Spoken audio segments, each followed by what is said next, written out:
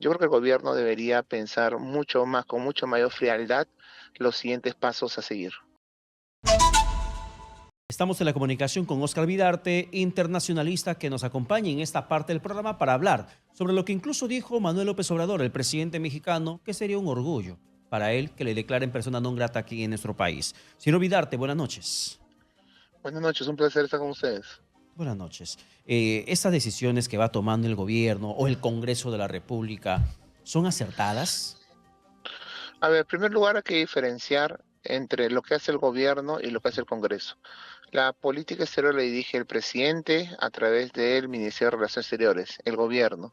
En otras palabras, lo que haga el Congreso no representa necesariamente la posición del gobierno, aunque en este caso particular es evidente que Congreso y gobierno están actuando de la misma forma respecto a el problema que estamos teniendo con el presidente mexicano. Eso es lo primero que hay que señalar. Lo segundo, ¿estamos actuando adecuadamente? Es cierto que, o es evidente, que el presidente López Obrador no tiene mucho sustento por lo que viene hablando. El hecho de que él obvie que el expresidente Castillo cometió un golpe de Estado y desconozca el régimen actual de la presidenta Boluarte, no tiene mucho sustento, digamos, o por lo menos él no lo sustenta adecuadamente. Parece más una posición, no sé, personal, emocional, pero él no ha mostrado mucho sustento para desconocer al presidente, para no hacer la transferencia de la presidencia pro tempore de la Alianza del Pacífico, muchas cosas más. Algunas cosas podrá tener razón respecto a la posición intransigente que ha tenido la oposición peruana durante gran parte de los últimos 2 años, pero en el caso puntual del presidente Castillo no tiene la razón.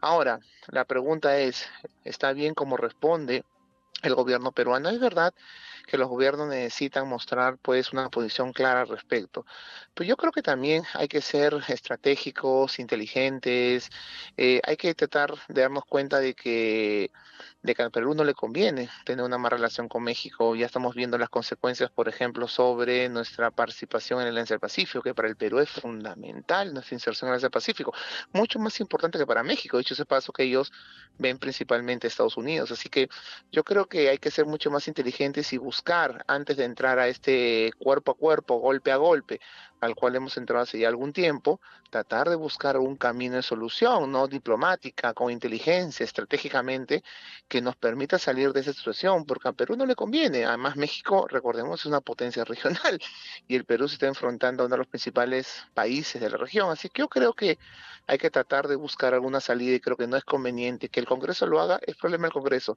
Yo creo que el gobierno debería pensar mucho más, con mucho mayor frialdad, los siguientes pasos a seguir. Además, recordemos de que ya estamos en malos términos con el gobierno colombiano, ¿no? Y eso fue decisión de la Cancillería. El Congreso evaluó también al señor Evo Morales y es una persona no grata para nuestro país, según el Parlamento Nacional. ¿Qué deberíamos hacer para afinar estos enfrentamientos que tenemos? Porque son pensamientos ideológicos, ¿no? Aquí no hay un tema de defensa a los más vulnerables, no hay un tema de defensa de repente a la selva nacional. Aquí hay un tema de defensa política. ¿Cómo poder trabajarlo?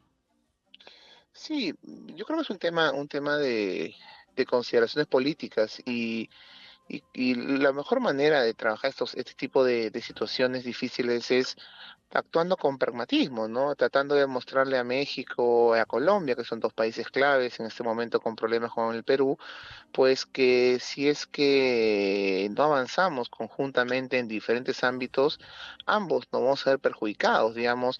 Los temas ideológicos son difíciles, pero la ideología no evita que los presidentes y los gobiernos puedan trabajar conjuntamente. Recuerda que los gabinetes binacionales entre Perú y Ecuador comenzaron entre Correa y García, dos presidentes probablemente bastante distintos ideológicamente hablando. García y Evo Morales lograron firmar los acuerdos del 2010 para extender los derechos de hilo de inicio de los 90. Es decir, la ideología o la diferencia ideológicas no impiden cuando hay pragmatismo y estamos claros o atentos de cuáles son nuestros intereses comunes, no impide que los países cooperen. Y en este caso puntual, más que temas ideológicos, que también los hay, dicho de paso, hay consideraciones de política, ¿no? Entonces hay que tratar de mostrarle todo lo que estamos viéndonos perjudicados, colombianos, peruanos, mexicanos, y todo lo que nos va a costar esto, ¿no? Ujú. En ese sentido, creo que entrar al golpe, sobre todo al Perú no le conviene, porque El Perú no está en este momento en la mejor situación a nivel regional. La mayor parte de los países de la región nos ven con algo de desconfianza, digamos, hay muchos gobiernos de izquierda, progresistas, que estoy seguro que no ven a la presidenta Boluarte con los mejores ojos. Así que yo creo que es importante comenzar a distender, ¿no?, la relación con países con los cuales tenemos una mala relación en los últimos meses. Y yo creo que para eso hay que actuar con mucha inteligencia, cautela, hay que mandar señales, hay que hacer algunos movimientos estratégicos tratando de volver a recuperar, ¿no?, los vínculos existentes en base al respeto, el reconocimiento mutuo y la necesidad que tenemos los países de cooperar. Claro, pero es la tercera vez que el Congreso de la República Exitosa. termina decidiendo este escenario de declarar persona no Sí, grata a un mandatario. Primero pasó con sí, Evo Morales, luego con Gustavo Petro, bueno, Morales que es expresidente, pero que tenía sido participación en el gobierno de Pedro Castillo y también masiva presencia aquí en nuestro país. Luego sí, Gustavo pero Petro y ahora López Obrador. Sí, pero como te dije al inicio, la política exterior no la define el Congreso de la República y menos la Comisión de Relaciones Exteriores, y eso lo saben todos los países del mundo. La política exterior la define el presidente conjuntamente con su Cancillería. Lo que diga el Congreso obviamente no ayuda, más aún cuando el presidente mexicano responde a lo que el Congreso peruano le dice, en este dimes y direte. Yo creo que en este caso lo importante es lo que diga la Cancillería.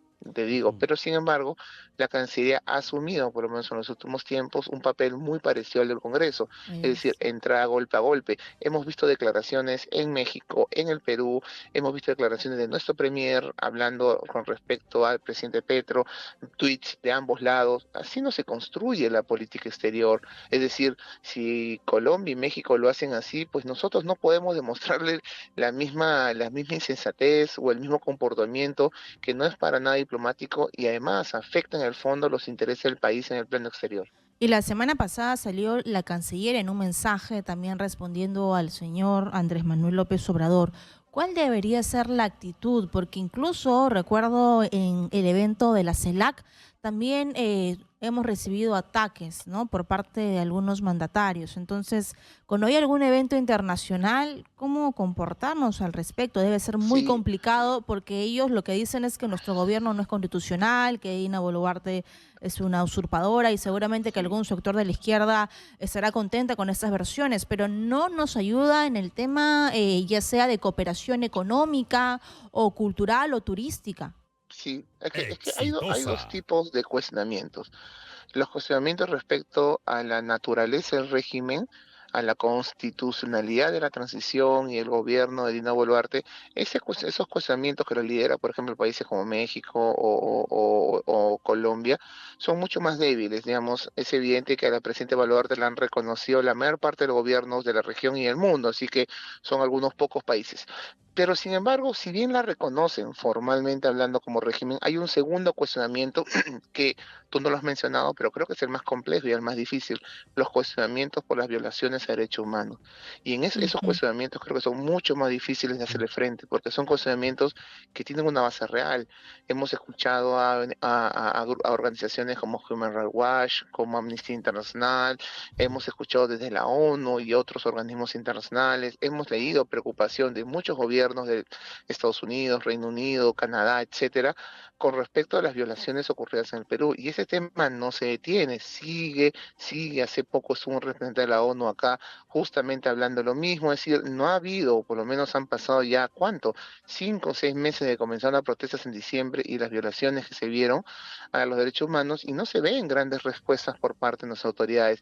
Y esas críticas sí son fuertes y sí son válidas. Ujú. Y hacer frente a esas críticas, y eso es lo que te decía, si bien formalmente pueden reconocer al régimen, pues es un régimen bastante solo, ¿no? Es un régimen que es visto con mucho escepticismo por lo que sucedió en materia de derechos humanos, por todos los problemas que vemos internamente, por la propia naturaleza del régimen, un régimen extraño de un gobierno que subió al poder con una plataforma de izquierda y termina trabajando ahora con la derecha, es decir, La verdad es un gobierno que genera mucha desconfianza y a eso es lo que yo me refiero en algunos Ujú. artículos escritos acerca de el aislamiento del Perú, ¿no? Entonces, en ese sentido y en ese contexto, al Perú no le Exitosa. conviene entrar en el mano a mano, en el golpe a golpe con países como Colombia, como México, al margen de que hay que mostrar algún tipo de dureza y hay que mostrar algún tipo de defensa en nuestros intereses. No podemos entrar en esas discusiones porque en este momento el Perú está en una situación muy complicada y tiene que salir de esa situación. Por esa razón, por ejemplo, es fundamental para el gobierno que Dina Boluarte pueda salir al país a representar al país externamente, ¿no? Y ganar legitimidad, que es algo que creo que nuestro gobierno carece a nivel internacional.